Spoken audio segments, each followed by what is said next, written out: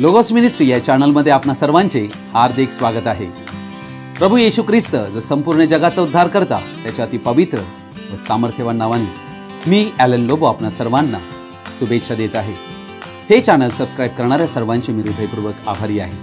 आजचा संदेश जर तुम्ही पहिल्यांदाच पाहत असाल व जर तो तुम्हाला आवडला तर कृपया तुम्ही तो लाईक करावा व इतरांबरोबर शेअर करावा व संदेशाची नोटिफिकेशन तुम्हाला कायम मिळण्यासाठी बेल रिंग प्रेस करावी। Thank you and God bless you.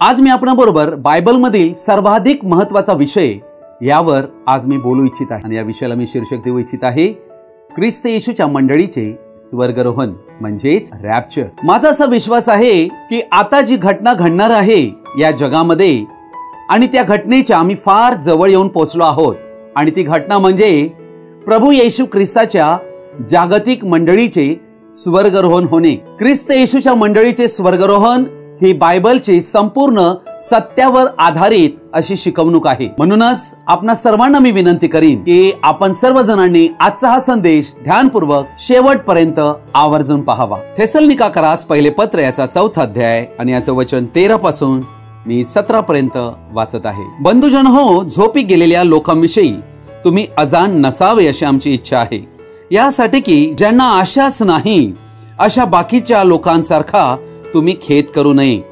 कारण येशू मरण पावला व पुन्हा उठला असा जर आपला विश्वास आहे तर त्याप्रमाणे येशूच्या द्वारे जे झोपी गेले आहेत त्यांना देव त्याच्या बरोबर आणेल। प्रभूच्या वचनावरून आम्ही हे तुम्हाला सांगतो की प्रभूचे येणे होईपर्यंत जे आपण जिवंत असे उरू ते आपण झोपी गेलेल्यांच्या आघाडीस जाणारच नाही। कारण आज्ञाध्वनी, आद्य देवदूताची वाणी व देवाच्या तुतारींचा नाद होत असता प्रभू स्वतः स्वर्गांतून उतरेल आणि ख्रिस्तामध्ये जे मेलेले आहेत ते पहिल्याने उठतील। नंतर जिवंत उरलेले आपण त्यांच्या बरोबर प्रभूला सामोरे होण्यासाठी मेघारूढ असे अंतराळात घेतले जाऊ आणि तसे सदा सर्वदा प्रभू जवळ राहू। आमेन।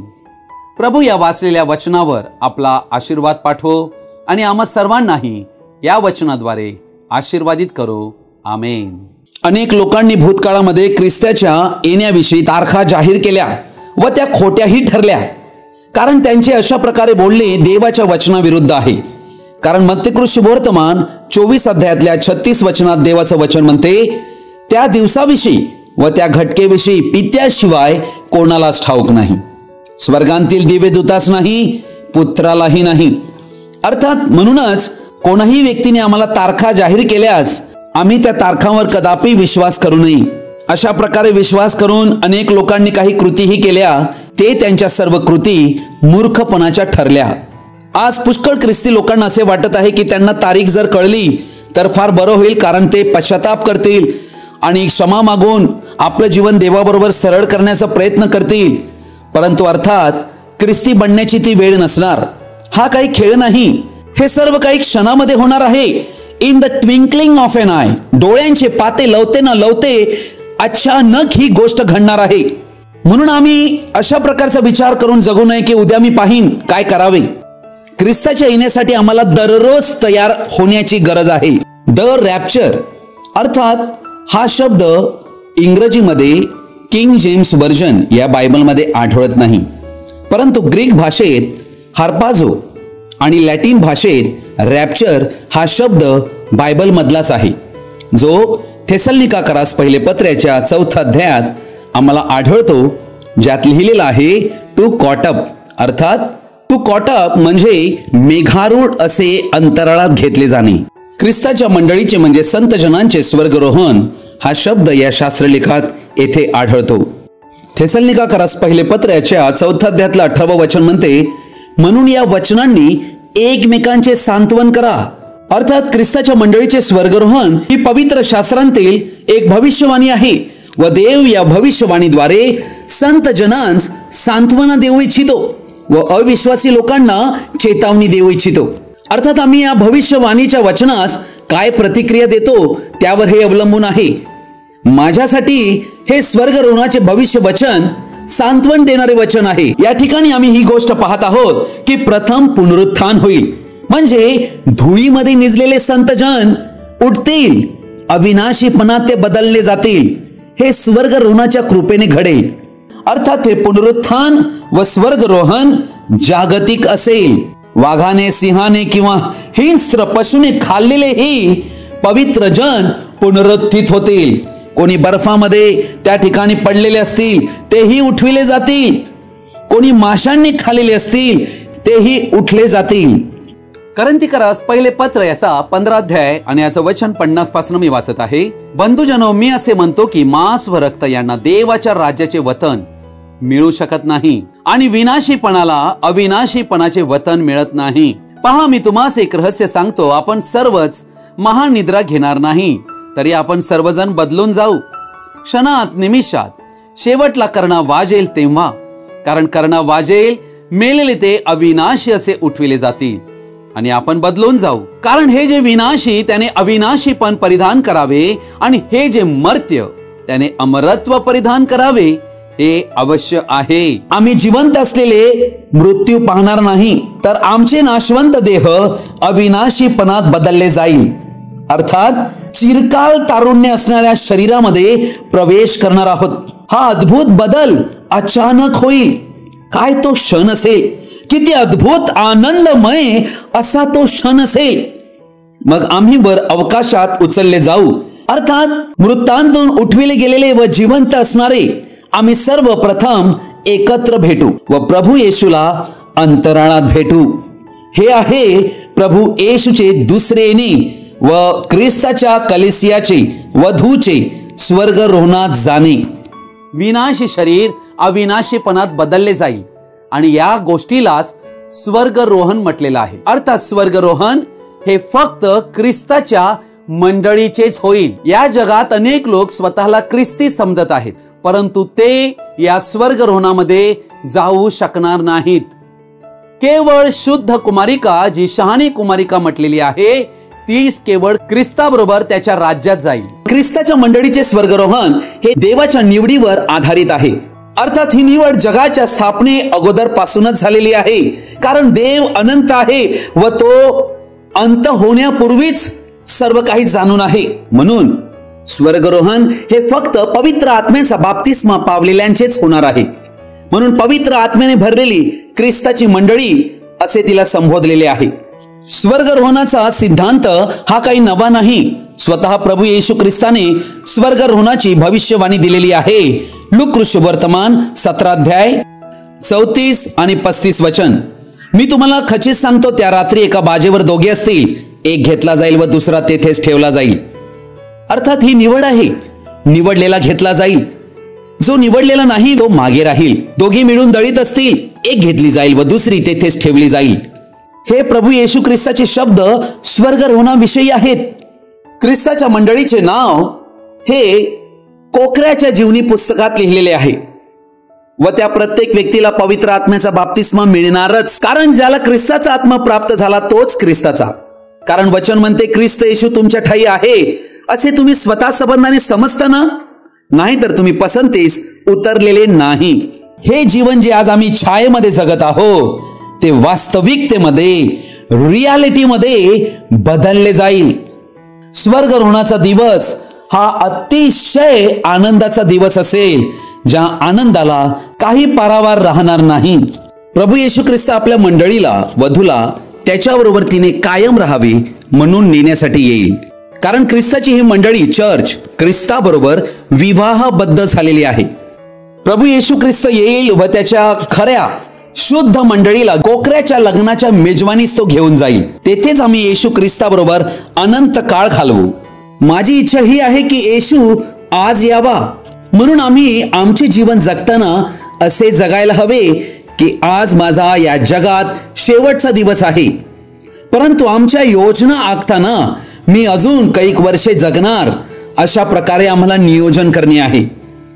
अर्थात ज्यांना विवाह करायचा आहे त्यांनी विवाह करा, मुले होऊ द्या, मुलांना शिक्षण करू द्या, बचत करा, गुंतवणूक करा।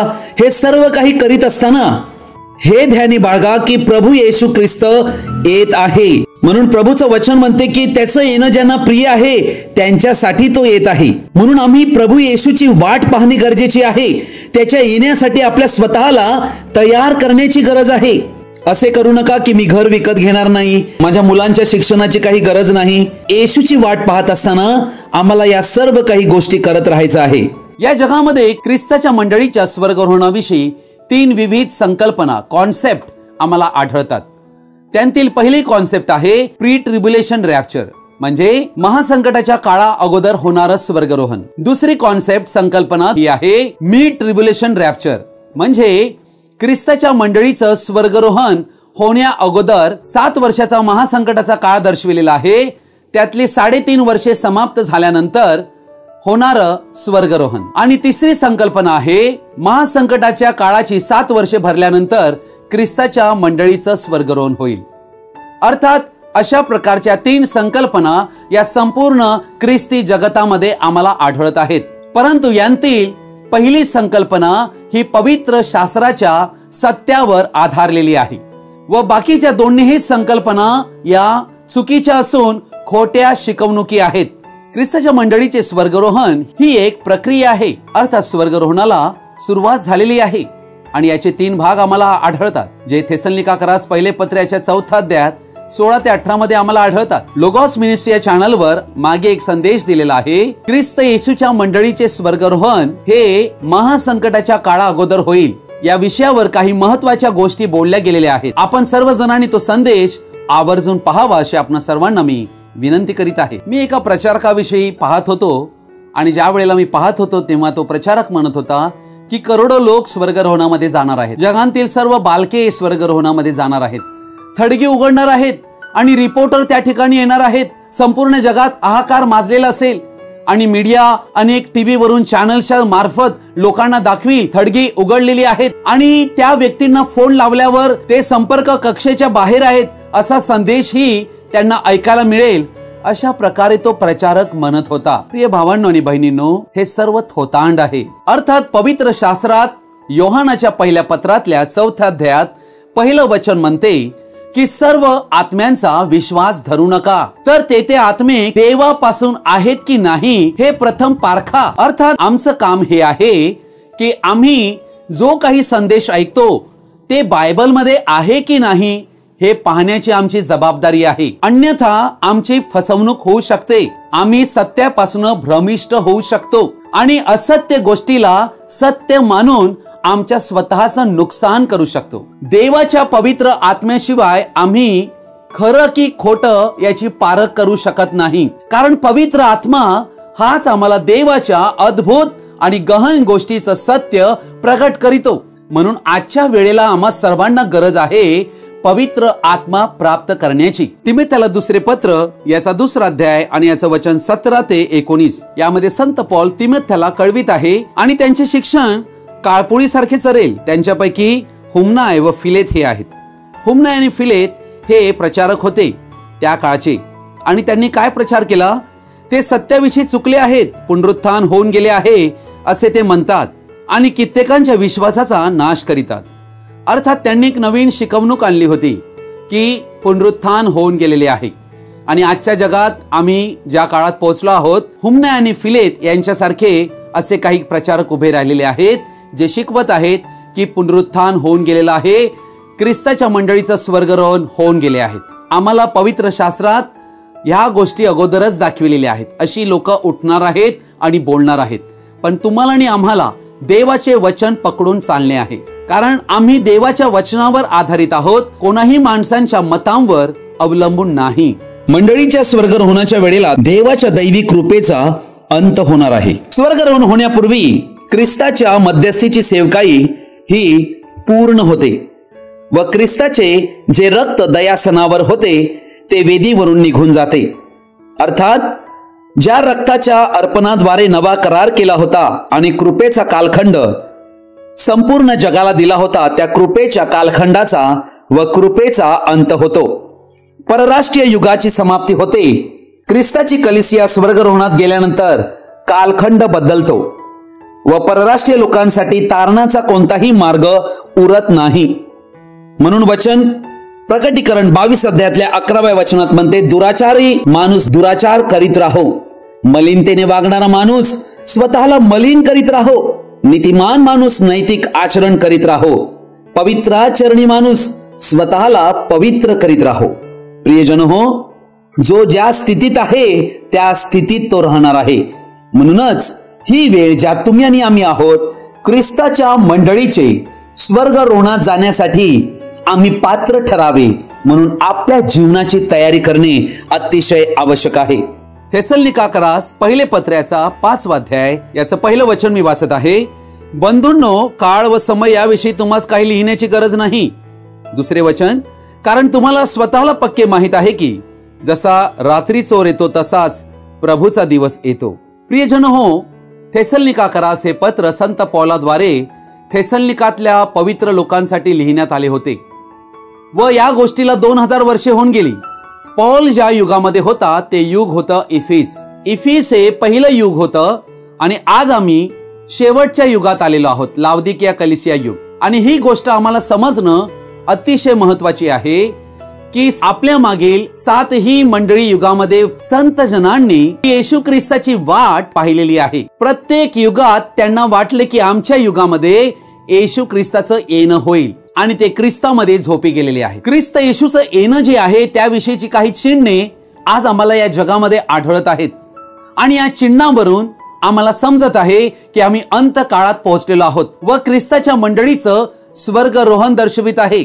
लुका सुवर्तमान 21 अध्याय याचं 29 वचनापासून 32 वचनापर्यंत वाचत आहे. त्याने त्यांस एक दाखला सांगितला, अंजिराचे झाड व इतर सर्व झाडे पहा. अंजिराचे झाड इस्रायल राष्ट्राला दर्शविते, इतर सर्व झाडे इतर राष्ट्रांना दर्शवितात. त्यांना पालवी फुटू लागली म्हणजे ते पाहून तुम्हीच ओळखता की आता उन्हाळा जवळ आला आहे. अर्थात सीझन चेंज होतो, हंगाम बदलतो आणि ज्या वेळेला तुम्ही पाहाल की अंजिराच्या झाडाला पालवी फुटू लागली आहे तेव्हा हंगाम बदलत आहे. आज तुम्ही आणि आम्ही देखील हंगाम बदलण्याच्या वेळेत पोहोचलेलो आहोत. की अंजिराच्या झाडाला पालवी फुटेल तेव्हा तुम्ही समजा की तो दाराशीच आहे. अर्थात अंजिराचं झाड हे इस्रायल राष्ट्राला दर्शविलेलं आहे व इस्रायल राष्ट्रांची स्थापना 14 मे 1948 साली झाली आणि आम्हाला दिसते तेव्हापासून आतापर्यंत आम्ही 2022 ला पोहोचलेलो आहोत. अर्थात देवाने इस्रायल लोकांना इस्रायलाच्या भूमीत आणण्यासाठी हिटलर नावाच्या व्यक्तीचा उपयोग केला होता. हिटलरने 1939 ते 1945 मध्ये जे दुसरे महायुद्ध केले यामध्ये यहुदी लोकांचा फार क्रूरपणे छळ केला. परंतु या छळामुळे आणि झालेल्या जागतिक दुसऱ्या महायुद्धामुळे इस्रायल लोक ज्या देशामध्ये स्थायिक झाले होते तो देश त्यांना सोडून आपल्या देशात यावे लागले आणि म्हणूनच 1948 साली इस्रायल राष्ट्र स्थापन झाले. कारण इस्रायल लोक ज्या ज्या जगांतील विविध राष्ट्रांत गेले होते, पांगलेले होते, तेथून ते आपल्या मायभूमीत इस्रायलात परत आले. पुतीन नावाच्या हिटलरला देवानेच उभं केलेलं आहे यासाठी की जे यहुदी लोक देवाचे निवडलेले आहेत त्यांतील अनेक लोक अजूनही कराराच्या भूमीत आलेले नाहीत, ते यावेत. म्हणूनच देवाने या ठिकाणी रशिया आणि युक्रेन याच्या युद्धाला अनुमती दिलेली आहे. अर्थात यहुदी लोकांना इस्रायल जी आपली मायभूमी त्या देशात येण्यासाठी घंटानाद हा आहे. ख्रिस्त येशूच्या मंडळीचे स्वर्गरोहण होण्यासाठी हे अतिशय महत्वाचे चिन्ह आहे. लोगोस मिनिस्ट्री चॅनलवर आपला एक संदेश या विषयावर आहे की अंत समयाची काही चिन्हे. हा संदेश तुम्ही सर्वजणांनी आवर्जून पाहावा अशी आपण सर्वांना मी विनंती करीत आहे. त्याची लिंक जी आहे ही डिस्क्रिप्शन बॉक्स मध्ये मी देत आहे. 30 वचन म्हणते, तसेच या गोष्टी घडताना पाहाल तेव्हा तुम्ही ओळखा की देवाचे राज्य जवळ आले आहे. आम्हाला ही गोष्ट ओळखणं फार गरजेची आहे की देवाचे राज्य जवळ आलेले आहे. लुका सुवर्तमान 21 अध्याय याच्या 28व्या वचनात म्हटलेलं आहे, या गोष्टीस आरंभ होऊ लागेल तेव्हा सरळ उभे राहा आणि आपली डोकी वर करा, कारण तुमचा मुक्ती समय जवळ आला आहे. मुक्ती समय म्हणजेच स्वर्गरोहण, म्हणजेच रॅप्चर. अर्थात आमचं विनाशी शरीर पालटलं जाऊन अविनाशी शरीर परिधान करणे. जे काही मी बोलत आहे ते देवाच्या कृपेच्या व विश्वासाच्या शब्दाने बोलत आहे. ख्रिस्ताच्या मंडळीचे स्वर्गरोहण होण्यापूर्वी एक अद्भुत व सामर्थ्यशाली सेवकाई ख्रिस्ताच्या वधूमध्ये विलक्षण प्रकारे प्रकट होणार आहे. अनेक वर्षापासून ख्रिस्ताची मंडळी कलिसिया ही संजीवनाची वाट पाहत आहे. अर्थात आमच्यातील काही जण निराश आहेत, कारण त्यांनी अपेक्षेप्रमाणे महत्कृत्ये पाहिलेली नाहीत, संजीवनाची लाट पाहिलेली नाही, अनुभव घेतलेला नाही. परंतु या सेवकाविषयी विशेष गोष्ट ही आहे की ही जगापुढे पब्लिक शो असणार नाही. ही फक्त वधू म्हटलेल्या मंडळीतच एका छोट्या कालावधीसाठी प्रकट होणार आहे. अर्थात या सेवकाच्या द्वारे ख्रिस्ताची मंडळी ख्रिस्ताच्या स्वरूपाला पोहोचणार आहे. अर्थात प्रभूच्या वचनात म्हटल्याप्रमाणे त्याने जे कार्य आमच्यामध्ये आरंभले होते ते तो त्या दिवसासाठी सिद्धीस नेणार आहे. त्याची पूर्णता चारित्र्याच्या द्वारे देव घडवून त्याचे कार्य समाप्त करील. अर्थात या जगामध्ये सांप्रदायिक मंडळ्या या खऱ्या ख्रिस्ताच्या मंडळीला त्रास देणार आहेत, कारण एक जग सरकारच्या छताखाली श्वापद म्हणजे ख्रिस्त विरोधकाशी संपूर्ण जगातील सांप्रदायिक मंडळ्या युतीमध्ये येतील व खऱ्या मंडळीसाठी चर्चचे दरवाजे बंद होतील. अनेक लोक आमिषामुळे बळी पडतील व त्यामुळे सेपरेशन होईल. लोकांचे दोन भाग होतील. अर्थात श्वापदाकडून एक प्रकारचा दबाव मंडळीवर येणार आहे. अर्थात हा दबाव किंवा ज्याला स्क्वीज म्हणून म्हणतात तो मंडळीवर येणार आहे व मंडळी ही ख्रिस्ताच्या पहिल्या प्रीतीमध्ये नेण्यात येईल. अर्थात या सर्व गोष्टी ख्रिस्ताच्या वधूला रिफाईन करण्यासाठी केल्या जातील.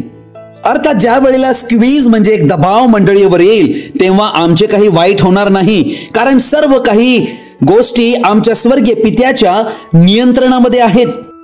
अर्थात शहाण्या कुमारिकेला आलेली गुंगी किंवा निद्रा अचानक गायब होईल. देवाची इच्छा आहे की ख्रिस्ताची ही वधू ही वर्ड ब्राइड बनावी, अर्थात वचनाची वधू. अर्थात देवाचं हे वचन मंडळीला ख्रिस्ताच्या स्वरूपामध्ये पोहोचवी. वचनाची वधू ती बनेल, परिपक्वतेला ती जाईल. म्हणून कोणाला तुम्ही दोष देऊ नका. कोण ख्रिस्ताची वधू आहे किंवा कोण नाही हे त्या वेळेला प्रकट होईल, कारण स्वर्गरोहण कृपेने होईल. देव कोणालाही शेवटच्या क्षणी तयार करील. म्हणून आम्ही कुठे उभे आहोत हे आम्ही तपासायला हवे. आध्यात्मिकरित्या आमचे डोळे सताळ उघडे हवे, कारण देवाचे पुत्र प्रकट होण्याची वेळ जवळ येत आहे. जसे इस्रायलांना अरण्यातील प्रवासात देवाशिवाय काहीच आशा नव्हती, तशीच परिस्थिती येईल. ख्रिस्ताच्या वधूला ख्रिस्ताशिवाय दुसरी काहीच आशा नाही असे होईल. लूका वर्तमानाचा 21 अध्याय 34 ते 36 वचन मी वाचत आहे. तुम्ही सांभाळा नाही तर कदाचित अधाशीपणा, दारूबाजी व संसाराच्या चिंता यांनी तुमची अंतकरणे भारावून जाऊन तो दिवस तुम्हावर पाशाप्रमाणे अकस्मात येईल. अर्थात आता आम्ही या वेळेच्या जवळ पोहोचलो आहोत आणि या संपूर्ण पृथ्वीच्या पाठीवर राहणाऱ्या लोकांवर अकस्मात एक समय येणार आहे. आणि या समयात तुम्ही आणि आम्ही सापडू नये म्हणून देव तुम्हाला आणि आम्हाला अगोदरच चेतावणी देऊन सावध करू इच्छित आहे. कारण देवाची काय इच्छा आहे पहा, 35वे वचन, कारण तो अवघ्या पृथ्वीच्या पाठीवर राहणाऱ्या सर्व लोकांवर त्याप्रमाणेच येईल. आज 850 कोटी लोक या पृथ्वीच्या पाठीवर राहत आहेत आणि त्या सर्वांवर अचानक एक वेळ येणार आहे. वचन पुढे म्हणते, तुम्ही तर होणाऱ्या या सर्व गोष्टी चुकवावयास. अतिशय महत्वाची गोष्ट आहे.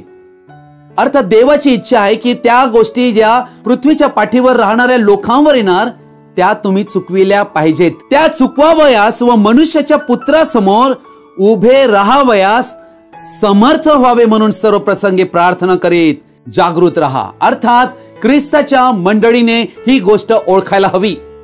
अर्थात हे संपूर्ण जग साफळ्यात अडकेल, पण ख्रिस्ताची वधूच मात्र वाचली जाईल. म्हणूनच येशूने म्हटले की तुम्ही प्रार्थना करीत सावध रहा, जागे रहा. अर्थात तेव्हाच तुम्ही या गोष्टी चुकवू शकाल व मनुष्याच्या पुत्रासमोर उभे राहावयास हा शब्द स्वर्गरोहणाला दर्शवित आहे. स्वर्गरोहणाच्या वेळेलाच ख्रिस्ताच्या मंडळीला मनुष्याचा पुत्र म्हणजे ख्रिस्त येशू याच्या समोर उभे राहावयाचे आहे, निर्दोष, निष्कलंक, पवित्र. नंतर प्रभू येशू ख्रिस्त नोहाच्या दिवसाविषयी बोलतो. लूक 17 याच्या 26-27 वचनात, नोहाच्या दिवसांत झाले तसे मनुष्याच्या पुत्राच्या दिवसातही होईल.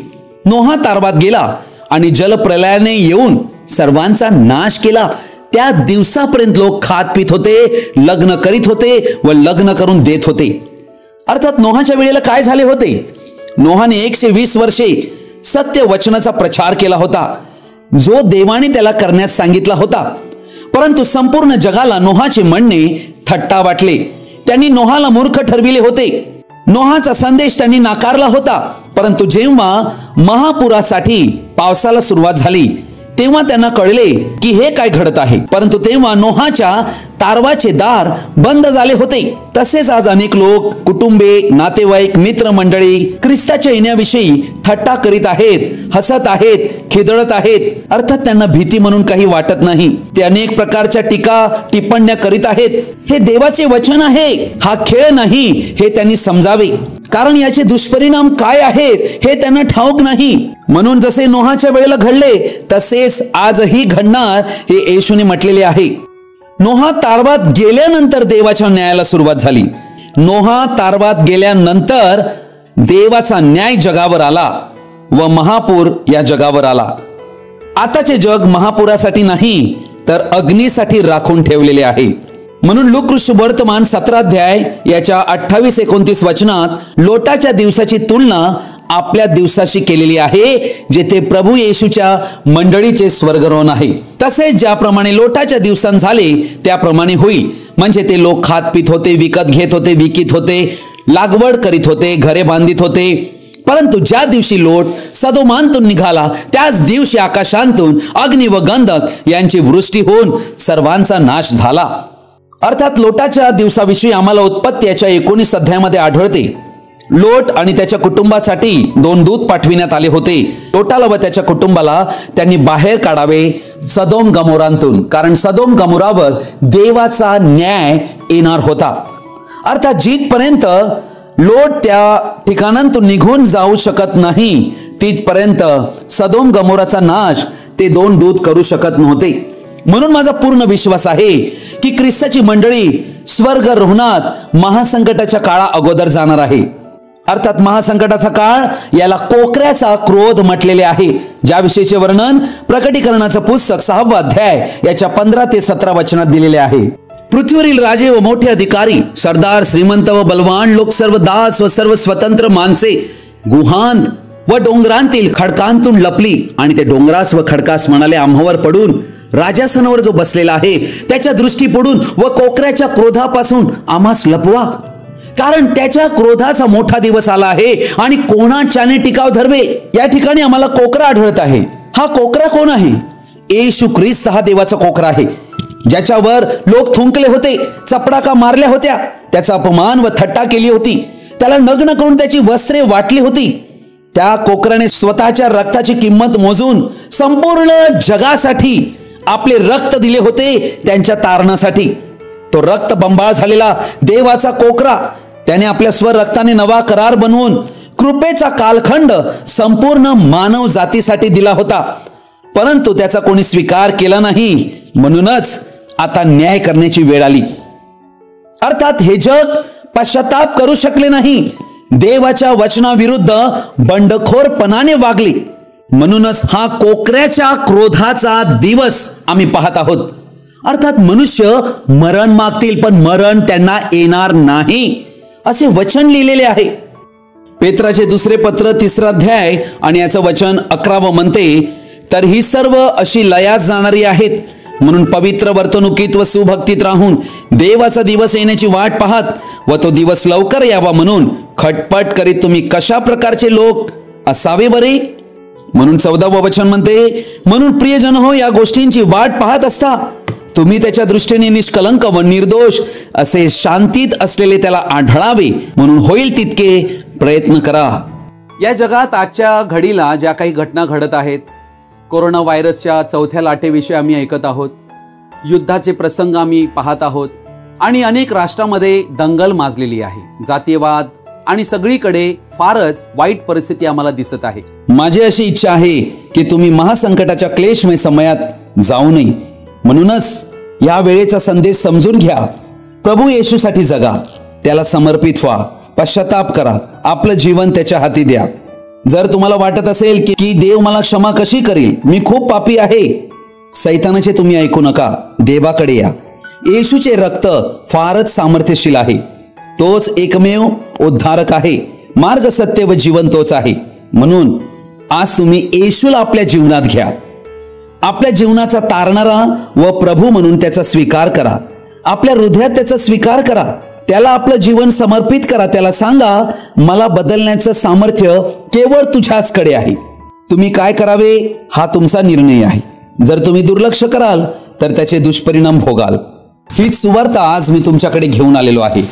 प्रभू येशू ख्रिस्त आजही आपली वाट पाहत आहे. प्रभू येशू ख्रिस्ताची कृपा, प्रेम, दया, आनंद आणि शांती आम्हा सर्वांबरोबर तो येईपर्यंत कायम राहो.